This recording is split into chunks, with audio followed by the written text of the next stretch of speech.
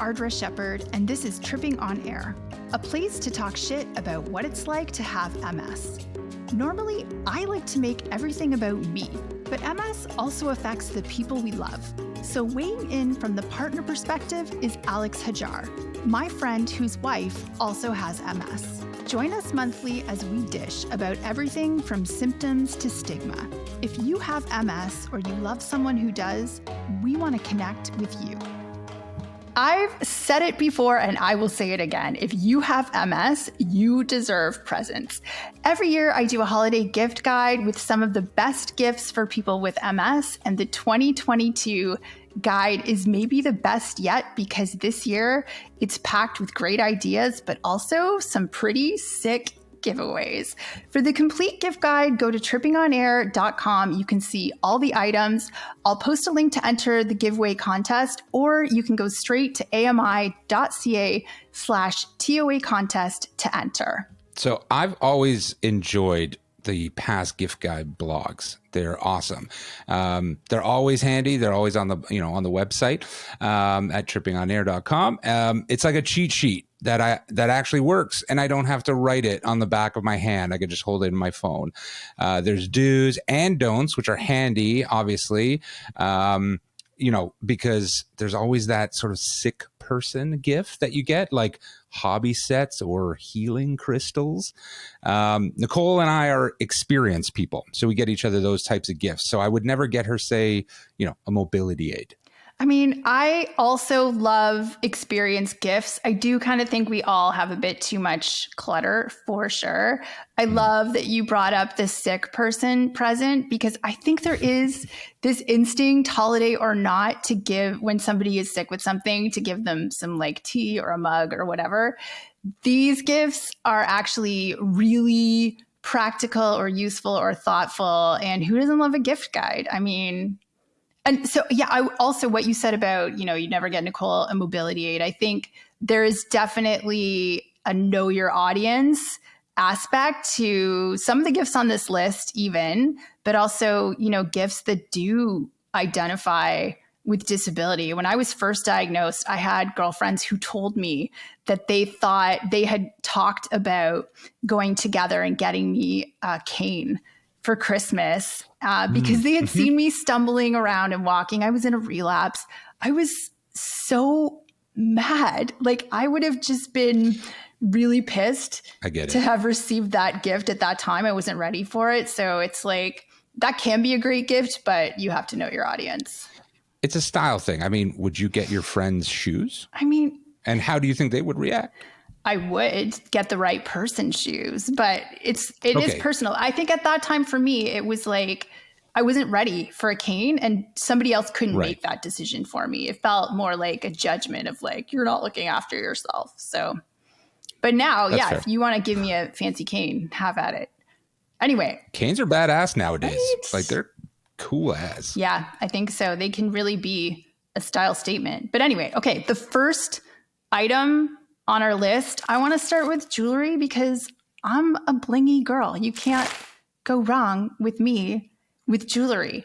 But this company, I want you to check out. They are called Revive Jewelry, and they make all kinds of really cool stuff. So rings, necklaces, bracelets, but it's all jewelry for a cause. So they support cancer, lupus, diabetes, MS, a whole bunch of other conditions. The necklace that they sent me is so pretty and so cool. It is called the MS Magnify necklace. It's a denim blue quartz stone with an actual MS cell encased in resin. And they donate a portion of their profits to the condition that you're supporting, which I love.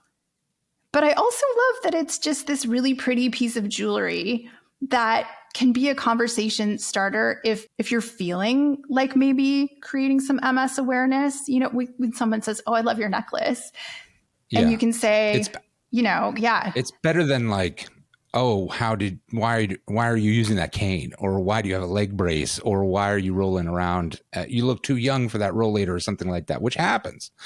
So that's a really elegant way to start a conversation about chronic illness. But also because it's your choice, right? Because you can totally say, thanks. Which Like, is good. thanks. Yeah. Right. Like, Yeah. here's where I got it. Or you can say, thanks. And this is what it's about and what it does. So I think it's got that double functionality, and you're supporting MS when you buy one. It's a pretty piece of jewelry. I just think they're doing really great work. And I love it when something is, supporting a cause, but it's also like fashionable and functional and cool. They have really, really cool stuff. That's awesome. Yeah. Oh my God. I almost forgot. Revive is giving away 3 of the Magnify MS necklaces. Ooh, that's nice. 3. So check them out. They've got great stuff. And I think this is one of their very nicest pieces. Nice. Yeah. That's it's perfect. Beautiful. Yeah. Alex, let's talk about the holidays.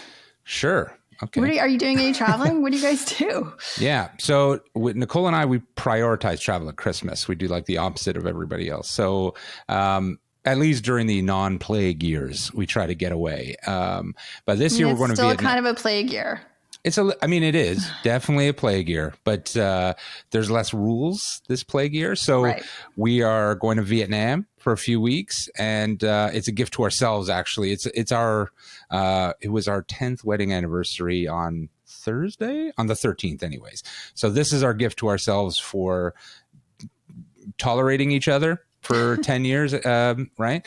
It's obviously traveling now is way different than it used to be, but we've come up with, it's a evolving formula of how to travel comfortably. I mean, traveling to Vietnam, that's not a drop and flop, right? No. There's 4 cities planned that were, I think 4 or 5 cities. And it's all Nicole's doing. I'm not pushing anything. She books the flights, books everything. She's like, I want to go to this city and do this. I want to go to this city and do that.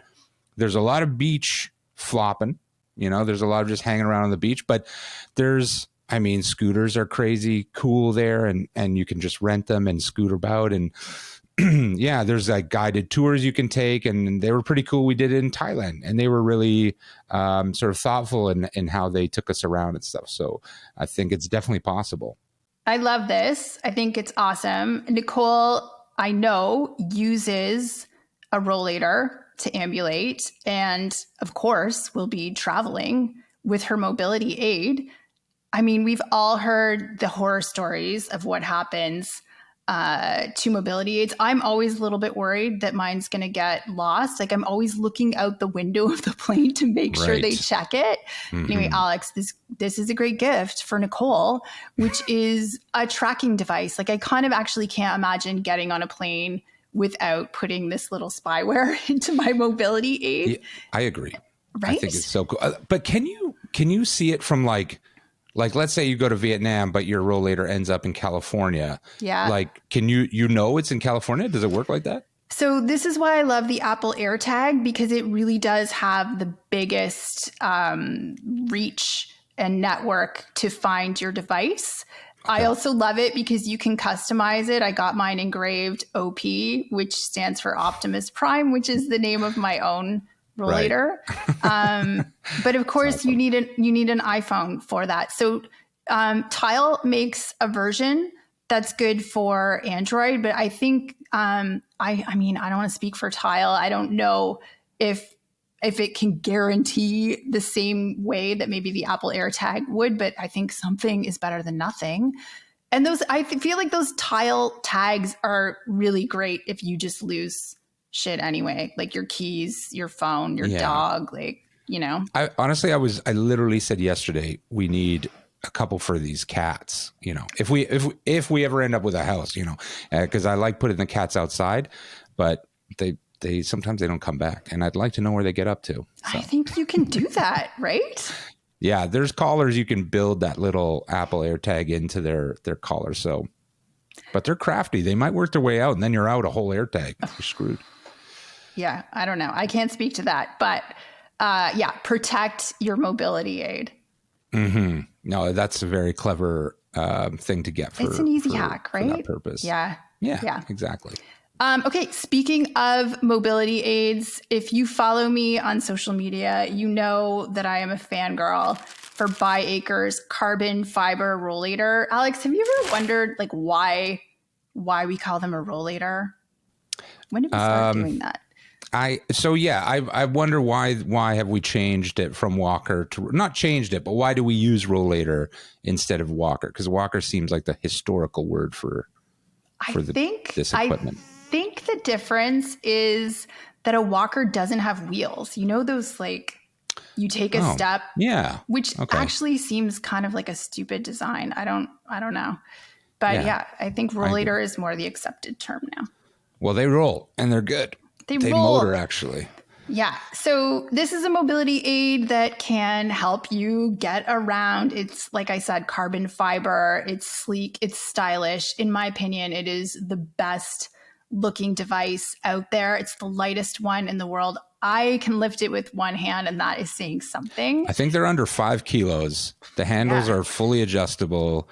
I think the brakes you just push them down. They're super easy to use, and the brake wires are all hidden, so it's like super sleek design, right? Yeah, they've totally nailed it. Anyway, listen, like drum roll, please, because ByAcre is giving away one of their carbon fiber rollators. That gives me chills because it isn't like the most affordable thing. So it's a bit bougie. It's true. But, you know, they're a small business and they make an awesome product. The one that they are giving away is cherry red, which is perfect for the holidays. Just put some mistletoe on one of the handlebars, I think, and you're all set to go. It's such a great, you know, I know you said you wouldn't get Nicole a mobility aid as a gift, but I mean, if I was going to get her one, this would probably be the one, but just because it is quite badass, it looks cool and it's quite good. I mean, I was surprised that it can support, you know, it can take a beating from what I've seen as well. I mean, I've had mine for years and I have lugged it around also. I took it on a plane once. I usually take my rolls on a plane, but I took the ByAcre because I was traveling by myself and I didn't have anyone to push me. And that was really nerve-wracking because I didn't have a travel bag for it. Yeah. It folds up flat too, right? It folds up. It's so skinny. I mean, again, I'm fangirling over it. But I think, you know, you wouldn't buy your wife a mobility aid for Christmas, but this feels like a mobility accessory. Yeah, I could see that. While we're talking about needing your hands to walk, I think MS for me, it dictates so much of like things you don't necessarily think of, the shoes you can wear, but also for me, the bag I can carry. So because my hands are on the rollator all the time, I need a bag that I love a crossbody bag. I don't want a bag that's just going over my shoulder that's going to slip off of my shoulder. So my preferred bag is like out of the way crossbody. I love that we're wearing fanny packs crossbody. Like, why didn't we think about that the first time they came around? We wore them. I just bought one. You did? I just got a crossbody bag for Vietnam, actually. So it's like a day bag. It goes over my body. It's like a triangular shape, teardrop shape kind of thing. And it just sits flat against my person. And yeah, it can fit phones, a sunglass clip, and there's a pouch for my phone, and passports can go in there. It's RFID. It's like the whole kit and caboodle, so to speak, you know, but it's so easy and it's dead flat. So I can just stick it in my bag and then use it when I get to my destination. That's the other thing I love about these bags is that they are gender neutral. Mm-hmm. Like, I don't want to carry your shit, you know, like, yeah. The bag that I am recommending on this gift guide, they're by Roncy Packs. These bags are so beautiful. They are handmade. They are upcycled. They make them in leather and in vegan leather. They sent me the black leather bag and I loved it so much that I went right to their website to see what else they had. And they had this beautiful pink bag. And I'm like, I need to have that also. It's sold out right away. And I think, of course, right? Because they're using upcycled materials that it's going to be a limited quantity. I'm interested actually because so it's called Roncy. So for anyone who doesn't live in Toronto, there's an area called Roncesvalles. Is Roncy short for that? Because I want to shop local, and that area is really, I love that area of the city, and there's tons of mom and pop shops around there. And the less I have to travel, especially to go shopping, this is from my perspective, the better. Alex, yes. Roncy is short for Roncesvalles. You say Roncesvalles? Roncesvalles. Am I saying it's like the beach, right? Like it's always the beach. I say the beach is, because I think there's multiple beaches. But nonetheless, I think there's always an argument. But yeah, Roncesvalles in this house. Okay. Do you say T-dot or the 6? I say Toronto. I'm old school. Toronto. Yeah. This is all local slang now, listeners from America or Australia or whatever. Right. Back to Roncy bags in Roncesvalles. Yes, this is a female-run mother-daughter shop. They do small batch. I love them so much. I can't say enough good things about them and the quality of their bags. They've got beautiful linings. They're so beautiful. The best news is that Roncy Bags are giving away one of their bags to a lucky listener. And this luggage tag, can you see that? I can see it. That's pretty dope. They have it on the website and it's so cool. It says mostly okay. And I feel like that's like my basic motto. That's, it's like the most true thing I've ever read. Yeah. Sort of resting, words to live by, I think. And this is the one they're giving away real leather, I'll say in quotes, or vegan leather. It's vegan leather. Okay. Yeah, it's I've black. always wondered it's lovely. How they do that. How they make vegan leather? Yeah, I think that's another episode probably. But I feel like that's a whole nother podcast. Fair enough. But it's cool though. It's cool that they can do it. And it does I have felt vegan leather and it does feel genuine. This business is so responsible on so many levels. So the leather that they do use is all upcycled, right? So it's like it's leather that exists and they've repurposed it. So yeah, it's local, it's responsible, it's female-run family business. It's badass, and they're gifting a bag. Alex, do you keep a diary? I keep travel diaries. I do. So anytime I go on a trip, like we just went to Cleveland, this weekend, I will write about that trip. But that's as far as my journaling goes. I love that. I'm a lifelong journaler, but whenever I take a trip, the journaling goes next level, and whoever I'm with, I force them to contribute to the trip diary. Yeah, I do the same thing. You do? You're kindred spirits. I did not know this about you. For sure, yeah. I mean, like I travel mostly with Nicole, so I'm usually like, you need to write at least one entry in each city, or you know what I mean? So your mark has to be in this diary as well. It can't just be me spouting a bunch of rubbish. I love that so bad. I have diaries from 20 years ago traveling with friends, and I made them all write it in. It's the best souvenir. I should do that when I travel. Yeah, because I went to Germany with the band that I play in. I should get those guys to fill in a sheet or something. That'd be cool. Honestly, even if you just get them to write one sentence a day, like they will hate you, but it's worth it. That's okay. In 5 years, I'll look back and be like, hilarious. I mean, I'm a huge fan of journaling. I think it helps you. Okay, so in terms of travel, that helps you remember the experiences that you've had so you can relive them and revisit them. I feel like there's something so special, but also healthy. Yeah, it's cathartic, about right? That.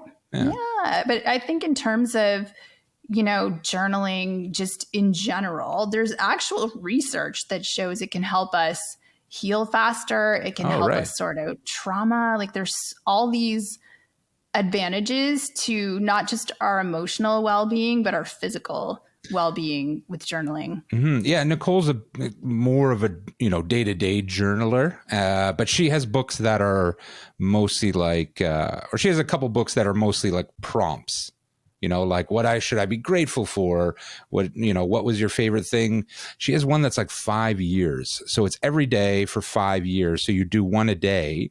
And so you can see what you were grateful for 2 years ago, or why you thought this was a great day 3 years ago, or something like that. So stuff like that is super cool too. I've done that diary. And also I've done the Keel's Simple Diary. Has Nicole done that one? I haven't seen that one on our kitchen table, but I'll recommend. So I want to recommend a journal that's on the gift guide. It's called The Healing Journal, and it's written by Emily Sunez. It is actually exactly what Nicole might be looking for. So it's guided prompts and inspiration for life with illness. And I think this is a really great book for people who are even maybe new to journaling, because it does have it's prompts, right? You don't have to think of, oh, what am I going to say? So I think it's a really great resource, maybe even if you're newly diagnosed or if you're struggling with progression or all of these kinds of things. It's got some sage advice, some really healthy prompts, and Emily is giving away 2 of these books. Yeah, I checked it out on Amazon. It's super cool. The designs are really nice inside. But yeah, giving away 2, that's awesome. That's super cool. I mean, the prizes just keep coming. Yeah, and I think we've got a few more to go yet, so that's cool. We're like not even halfway there, Alex. All right. Okay. Yeah, yeah, true. True. The holidays are about abundance, right? Maybe. Yeah, just pile the gifts. It depends on who you are, but just keep piling those gifts up anyways. Pile up the giveaways. Yeah, I think, and I mean, some of these, this is like a tangible gift, but it's also experiential in a way, maybe. Yeah, and I think, it gives you something to look forward to because you can work on it, and then it gives you something to look back on as well. Like you said, it's part of the memory building thing, right? Which is, it can be a struggle for some people. So it's nice to look back and be able to remember stuff that you wrote down. So what's the best gift you ever got, Alex? The best gift I ever got. You're putting me on the spot here now because I think my parents listen to this. Or like the this. worst gift. Did you ever get a really crappy gift? Did you ever get Nicole a really terrible gift? I got her a gift that she never used. I got her for a wedding gift. I got her an electric bike, and I think we got married in October. So we stored it through the winter, but I didn't know that you had to take the battery out. So basically the battery froze and died over the winter. And then she was literally never able to use it because halfway through the winter, almost into the spring, we ended up moving to England. So we never saw that bike again. So that was kind of a shitty gift. I blogged and passed gift guides about some questionable gifts I may have received. Yeah, I think lately, I'm 36 now, so I don't know how far I can actually remember, which means maybe I need a journal. But yeah, I think I've gotten a fair amount of alcohol over the years, which is not usually a bad thing. I think there can be something about gifts saying how we think of you or how we know you. I think one of the worst gifts I got was a guy I was dating years and years ago. He gave me this mushroom-shaped, paisley-covered, enormous candle from a head shop. Oh. It was the only gift he gave me. And were you in high school? I was maybe 21, but I was very much you don't know me, and okay. This is a terrible gift, right? Mushroom-shaped candle, that seems dangerous actually, with the way the wax would fall off of that. Has Carrie ever I did burn it, it melted inward, but okay. Yeah, I kind of hate burned it. It was not a romantic gift. It was Has Carrie ever got you anything that you were like, oh, thanks a lot? Carrie is a very good gift giver. Okay. But I like romantic gifts. And so one year he nailed it with perfume, jewelry, just all these lovely things. And then the next year he gave me an electric purple blanket. I'm talking Barney purple, electric blanket. And there were 2 other sort of similar blankety type. The theme was very much Ardra is a cold consumptive Okay. old lady, right? Like, Right. and and I was not happy. In fact, I cried on Christmas. Was it because of the blanket itself, or was the color just added it was insult like to the injury? size of a tarp, and it was ugly. It was Okay. yeah, it was not sexy at all. I think it was definitely, it was thoughtful. He was like, "You're always cold." He was being thoughtful, and I was being awful. Okay. Really, I think it was just. But it's in the past, though. You know what? It's all presents that reminded me I was sick, and it wasn't. And those are some of the don'ts, right? Don't get things that remind people they're ill. Okay, but back to the gift guide. I want to talk about, like, we talked about the healing journal, which is a great initiative to wellness. There are lots of tools available right now that kind of recognize that managing MS is about more than taking drugs and getting routine MRIs. A holistic approach is really key. True Medicine has an online 12-week Live Well with MS program that is led by a physician who also happens to have MS, which I really love because she gets it, right? And I think that's so important. It sounds like a really cool program. I haven't tried it, but we have a giveaway of one lucky winner will win this 12-week course, which feels pretty amazing. It's going to be weekly Zoom meetings. It's all virtual. It's coaching with lifestyle tools to help support your body on a cellular level. And it's all within a community of people working to live well with MS. So I read about this, and I'm super interested because, I think the overarching feedback we get is that, MS is different for everyone. So is this a formulaic thing, or what it sounds like is you get kind of a bespoke experience for these 12 weeks? I can't speak to it so specifically, but I think as much as everyone's MS is different, there are some universal things that we all struggle with. So, and some universal approaches to wellness that I think can help guide those kinds of conversations, and also there's no mushroom candles. There's no mushroom candles. And you're learning from, within your peers. It's always awesome, I think, to connect with and learn with other people with MS. But Alex, what's on your list for Santa? What would you like to receive? I'm getting 30 pairs of socks. We've established that.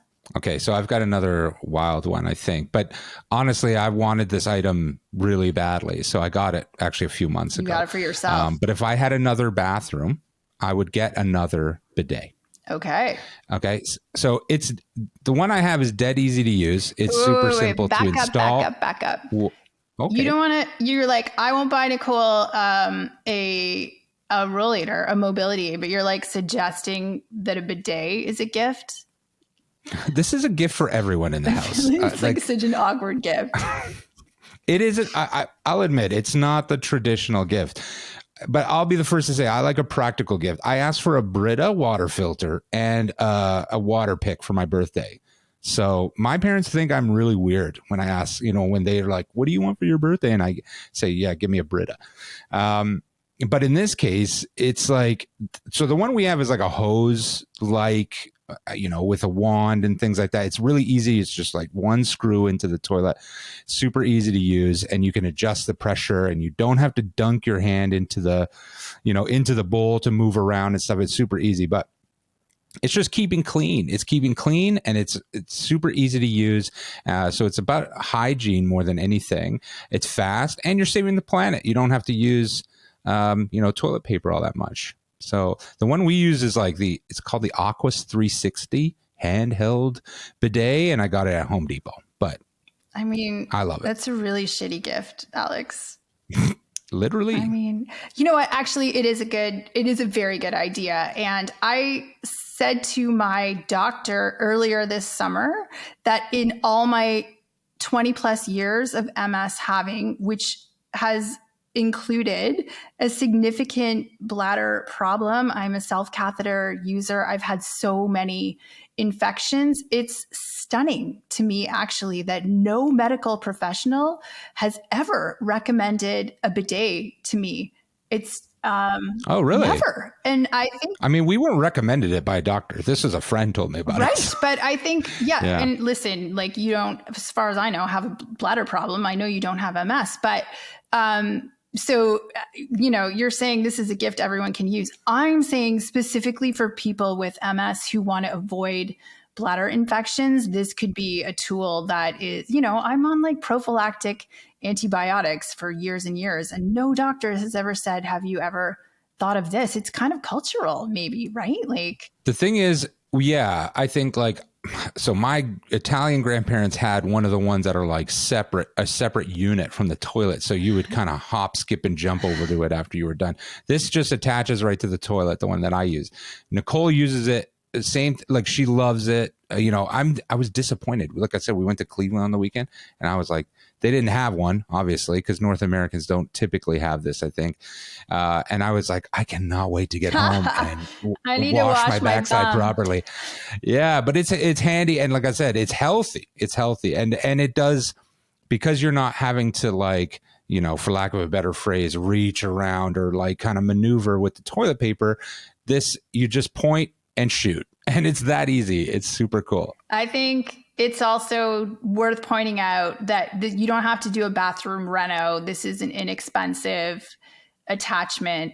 I studied in France. I lived in France for a while with a family, and I had no idea what that weird little toilet was. Like, I didn't ask, and I'm sure they thought they had questions about why I never used it. It was very intimidating and scary, but this is not intimidating, and everyone should get one. Absolutely. One last thing. I think culturally speaking, they were massive in Thailand when we went there. I think they're probably quite popular in Vietnam as well.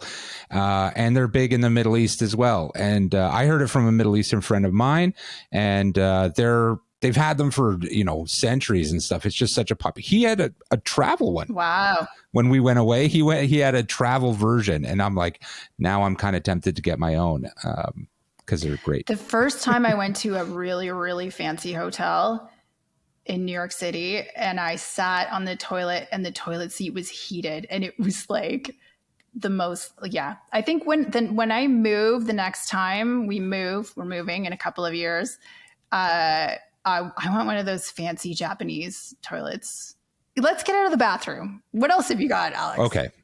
Fair enough. So there's this really dope photographer that I follow on Instagram.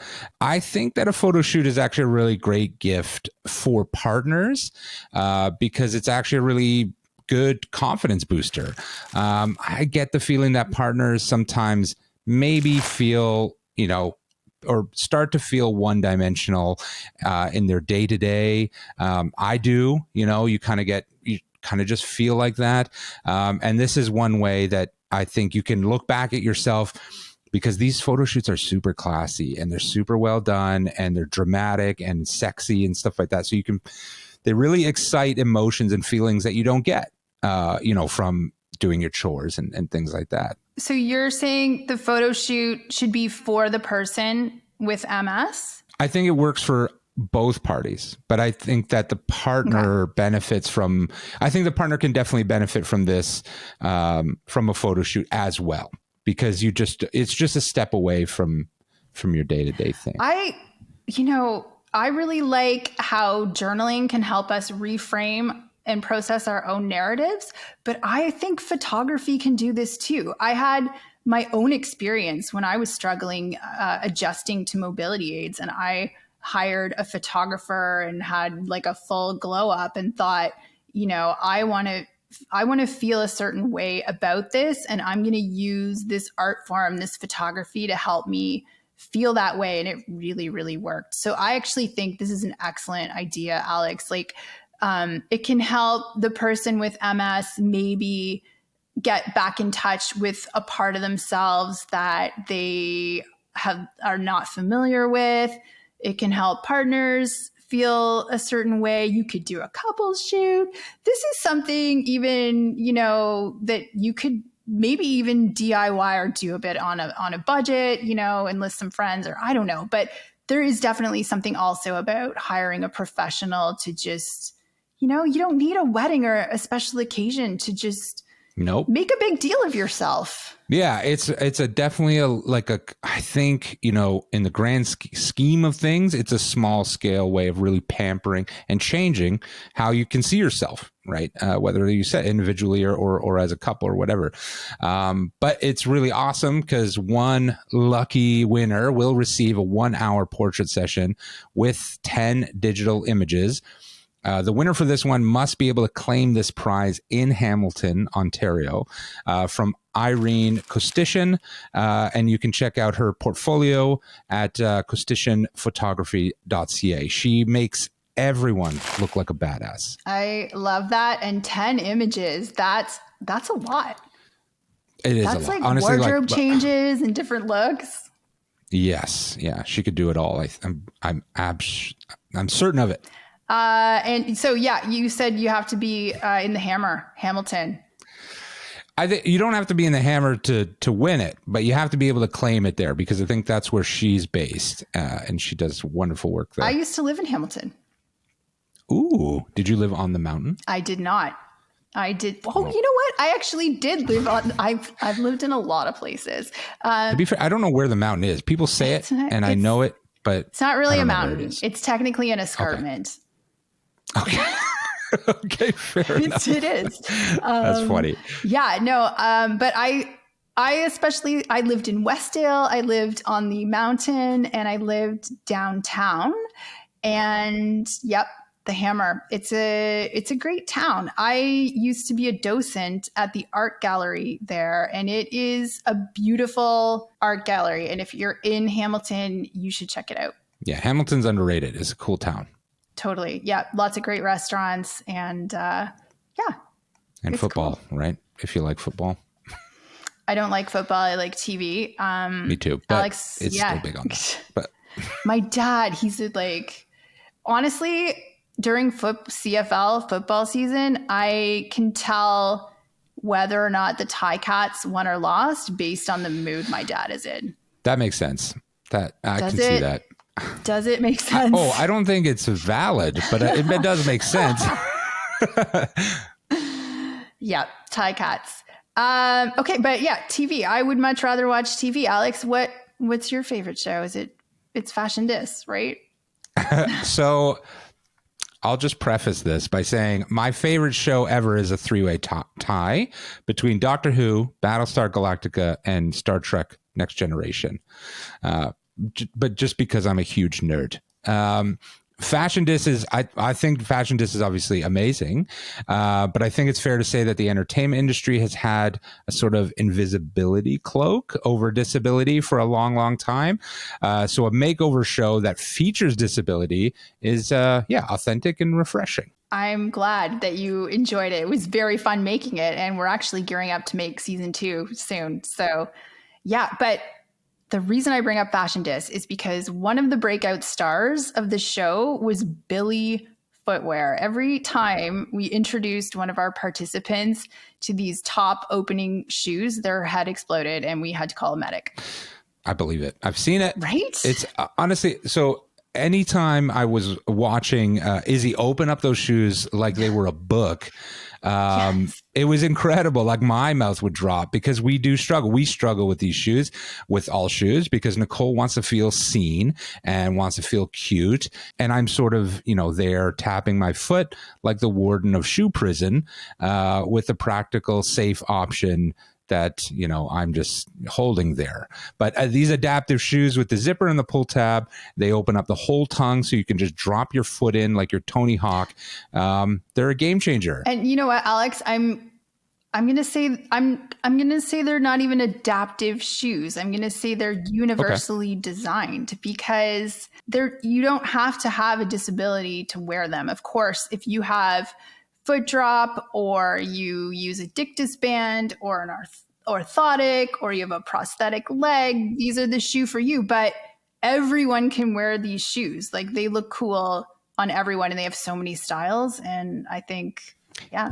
It's nice to see like a fashion forward look doing this too, right? Like they've got high tops and low tops and things, and they've got different styles of shoes that can really just make you look like a true kick-ass person, and they're easy. I would wear them. That's honestly, they're saying. super easy. I'm tired of laces. Like laces can screw up. Yeah. All right. It's like, that's like one of the first things you have to learn as a kid is how to tie your damn laces. And now you don't even have to do that. Yep. It's like, it's like math, right? Remember when we were kids and we were like, we're all going to have calculators in the future. We do. And we do though. That's right? That's the problem. That's what I mean. Because I learned how to do that stuff, and now it's useless because the to. calculators are everywhere. Yeah, so. you need to. It's like taking up space in your brain. Yeah, unless there's some like boomer with an abacus still in their office, I guess. I don't know. I don't think those. You think boomers use abacus? No, apologies to boomers everywhere. Alex, so I'm a millennial, so take the piss out of me all you want. Okay, all right. Listen, I am a big fan. Do you have a favorite app, Alex? I like apps. Yeah, I kind of like apps. No, I don't love the technology on my phone. Actually, you know what? I do have a favorite app, and it's called Mango Languages. And it's I'll say this and respect, all respect due to Duolingo. Mango Languages, I got it from the Toronto Library. They give you access to it or whatever. So I have it. And it's a really legitimately conversational way of learning a new language. That is cool. I am also like a language learning nerd. I love Rosetta Stone. But yeah, this gift guide app has nothing to do with either of those apps, which are both great. But yeah, no, I think there's so many apps that can also help you manage your MS. I have notebooks back in that library of all the notes I used to take when I was first diagnosed. It was too much. Yes. Anyway, there's a lot of apps. There's a new one on the block called Our Serendipity, and it is specifically designed for people with autoimmune conditions. And it's got all kinds of things like meditations, gentle movement, allergen-friendly recipes, which I feel like most of us can't get enough of. There's even a marketplace of products designed specifically for the communities. And they are giving away 3 one-year subscriptions. Oh, that's legit. Yeah. That's a good prize, because I know like sometimes subscriptions put me off, but a free subscription is hella nice, especially for something like this, which will broaden your it could broaden your horizons, right? It gives you access to something like that. These are great gifts for people who want to start the new year, I think, with maybe a new habit. I meditate. It's made a huge difference in our day-to-day lives and the way that we communicate with each other. So we sort of thrive on apps that offer this sort of thing. And I think one specifically geared towards the autoimmune community, if that's something to say, it kind of gives me faith in artificial intelligence, right? Build the algorithm for people with disabilities. Come on. There are lots of great resources out there. Yeah. But if you want to get offline, because I really, really do need to put down my effing phone way more than I do. Yeah. Like one thing that I miss from the before times, pre-pandemic days, because I spent a lot of time in waiting rooms of doctors' offices, is all the access to magazines. Right. I'm like child of the 90s. Like I still love magazines. I mean, it's like any sort of tactile thing. It's a great, like books, right? Like I like ebooks. I use them to travel everywhere because they're so compact. I don't need to take 3 or 4 massive books, but holding a magazine in your hand and looking at those cool glossy pictures, who doesn't enjoy that? Totally. My favorite magazine right now is Fashion. It is Canada's top fashion and beauty magazine, and it's tops for a reason because, I mean, it's a magazine that features everything you would expect from a fashion magazine, but they're just really killing it with making fashion for all. I feel that it is very inclusive, that I see so much diversity in every single issue. It's not just, they do a special issue that's dedicated to like this marginalized group or it's just so well integrated. I see all different sizes, ethnicities, abilities, genders, and it's cool and it's on trend and it's on point, and I love it, and I can't say enough good things about it. And they're giving away a 1-year free subscription to a listener. All right. Is it a 1-year free subscription? This will come to you in your mailbox. Yes. Is that right? So, you can access Fashion Canada online, but you get the hard copy. This is part of the subscription. And I don't know, I will read a magazine cover to cover in print, but I don't online. I might look at one article or. No, I don't care for. I get an online, like I get like a professional. So I work in like engineering. So I have this professional group that I belong to, and they issue this actual, quarterly magazine, and then they issue the exact same magazine online, which is great for a whole host of reasons. But I'll actually sit down and read the magazine, whereas I'll just delete the email because it's just an extra email. It's great for infusion days or insomniac nights. Yeah, exactly. Yep. It's a real thing. Yep. So, okay. I think I'd like to think about a charity thing. And I know this isn't the most exciting thing. I know that a lot of people don't like or don't love getting a card that says we donated money in your name to this cause, but I don't have the time to go shopping for everyone. I'll just admit it. Okay. So I want to know, what is a good charity that I can give to this year and then give people cards for it? Yeah, the charitable donation. God bless. Yeah. When I was first diagnosed, my entire company took up a collection, like 600 people, and made a donation in my name. And I didn't even I didn't get the tax receipt. I felt like it was like, it was nice, but don't stop donating to the MS Society or whoever you want to donate to. I am going to recommend something that I think is a really great way if you want to make a donation, but you want it to be something just with like a little bit extra. So Dr. Gavin Giovannini writes the MS Selfie newsletter. It is a powerhouse of information, and in my opinion, it is the most valuable resource an MS patient can have, except for tripping on air. Or no, like in addition maybe to tripping on air, because we ride in different lanes. But the MS Selfie newsletter, it's available on Substack, and the information is all free because Professor G, as he is also known, he is so passionate about having patients have access to this kind of information. It's so important. But he's donating his time, and it's a hell of a lot of it. So you can help continue to make this information free by making a donation to the MS Selfie newsletter, which also you could gift a paid subscription to the Tripper in your life, because that also does give them access to a microsite that has a little bit more personalized information and some case studies. You could even pitch your own question, and Professor G might be able to do a virtual kind of case study that he will then make public. I'm getting long-winded about it. Please just check out the MS Selfie newsletter. If you have MS, you should be following it.